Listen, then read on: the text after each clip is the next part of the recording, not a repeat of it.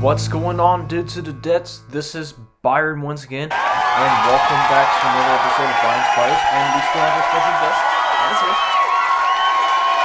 Okay, so as of today, I am about to do another movie review on Pixar's newest film that was recently released to Disney Plus that focuses on jazz and the spiritual afterlife, starring Jamie Foxx and Tina Fey, and the movie I'm talking about is Soul. Now, I'm going to have to warn you guys that this biological review will contain some spoilers, so I don't mean to do this, but there will be a lot to talk about. So, I do not recommend watching this if you have not seen the film, so again, take my advice on that. So, the movie follows a middle school band teacher named Joe Gardner, voiced by Jamie Foxx, who obtained a full-time job as a music teacher and got hired to perform in a jazz concert with Dorothy Williams, voiced by Angela Bassett or something, While walking home, he somehow fell right into the manhole, and his soul gets separated from his body, where he almost ended up dying by going towards the great beyond. But it turns out that not too long, while trying to get back into his body, he ended up falling into the great before, and becomes a mentor. What's unfortunate is that Joe's life doesn't go the way he expected. So it's up to him to figure out how to get his soul back in his body before his official gig as a jazz musician with Dorothy Williams. He later meets a new soul named 22, voiced by Tina Fey, which is her first time working with Disney since The Muppets Most Wanted, who was trapped in the great before with a dim view of life. While finding ways to escape the afterlife, Joe helps 22 to find her passion, but she has a lack of interest in everything. So they get extra help from a spiritual sign twirler named Moonwind, voiced by Graham Norton, who was trying to help Joe to get restored to his body, but however, Joe himself got too eager that he jumped right into Earth and accidentally brings 22 along with him. And when they did that, they jumped into their wrong bodies. Joe Gardner himself fell into a therapy cat's body, and 22 fell into Joe Gardner's body, which has caused some mishap from 22's behavior that controls the body of Joe to act very differently based on the personality. So it's up to not only Joe but also 22 to figure out how to get out of the wrong bodies, even though Terry was after them to have the souls going to the great beyond. But here's another thing.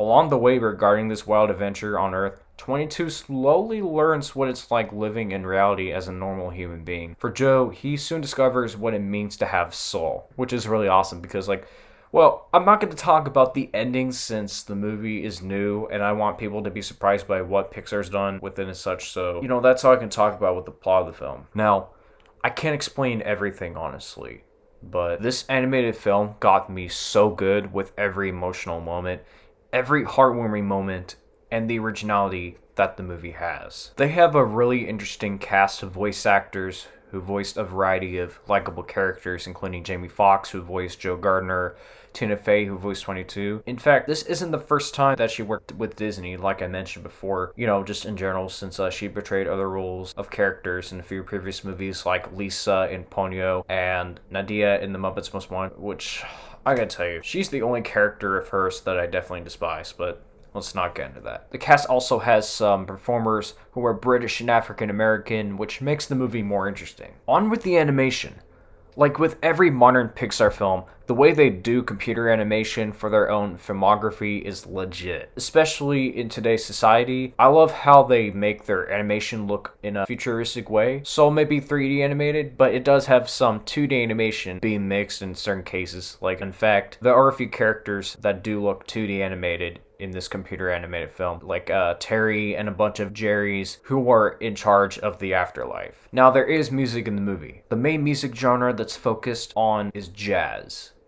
And I'm not gonna lie, but I like jazz music. From saxophones to trombones to even pianos. I enjoyed every single moment from how much effort the crew had put in, especially throughout the life of a fictional character. Plus, the piano playing that Joe Gardner plays in the film is so original and well written. One of the crew members of Soul had actually talked about it in one of the behind the scenes vids that I actually did watch on Facebook. So Pixar did a lot with this movie. The story makes a hell lot of sense. Sorry if I said the H word.